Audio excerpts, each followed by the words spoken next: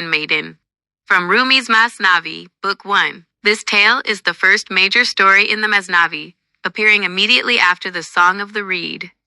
Rumi begins it with this couplet: "Listen, O friends, to this tale. In truth, it is the very essence of our current state. Once there was a king who possessed both temporal power and spiritual dominion. One day, accompanied by his courtiers, he rode out on his horse to hunt. On the main road, he caught sight of a beautiful handmaiden who instantly stole his heart.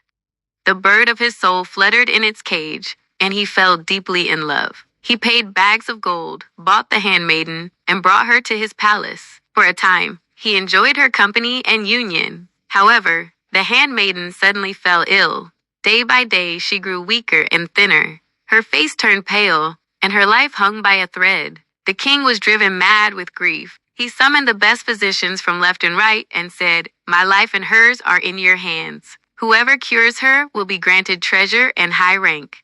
The physicians prescribed various remedies, but not only were they useless, the illness actually worsened. The king wept tears of blood, despairing at the helplessness of the doctors. Finally, he went barefoot to the mosque, kissed the prayer niche, mihrab, and burst into tears. He prayed, 'O God, I relied on means and physicians and forgot you. Now you alone must provide the cure.'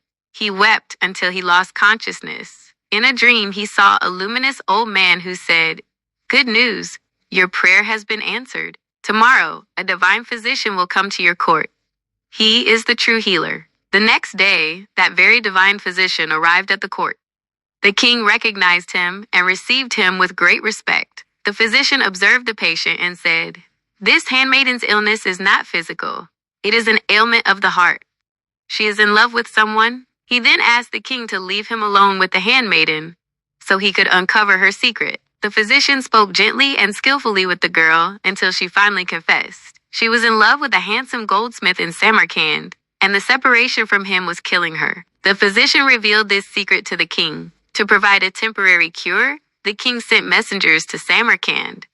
They brought the goldsmith to the palace with promises of gold and status. When the goldsmith arrived, the handmaiden saw him and rejoiced. Gradually, color returned to her cheeks, and she recovered. However, the divine physician, through divine insight, realized that to fully cure her soul, nafs, this earthly attachment had to be severed. He began to administer a potion to the goldsmith that gradually weakened him.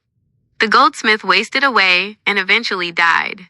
The handmaiden initially grieved and wept, but after some time, her grief subsided, and she was completely healed of her obsession. The king thanked the physician, realizing the truth. "You were my true beloved, not the handmaiden. She was merely a means for me to reach you, the spiritual guide." The king then took the handmaiden, who was now purified of her chaotic attachment, as his wife, and they lived a life of peace and happiness. In conclusion, Rumi presents earthly love as a bridge to divine love, advising us to choose a love that is eternal, not fleeting. Mystical symbolism.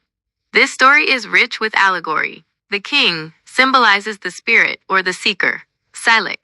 The handmaiden symbolizes the self or ego, nafs.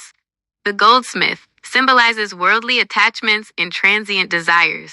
The ordinary physicians symbolize the intellect, AQL, which cannot cure spiritual ailments. The divine physician symbolizes the perfect guide, Murshid, or universal reason.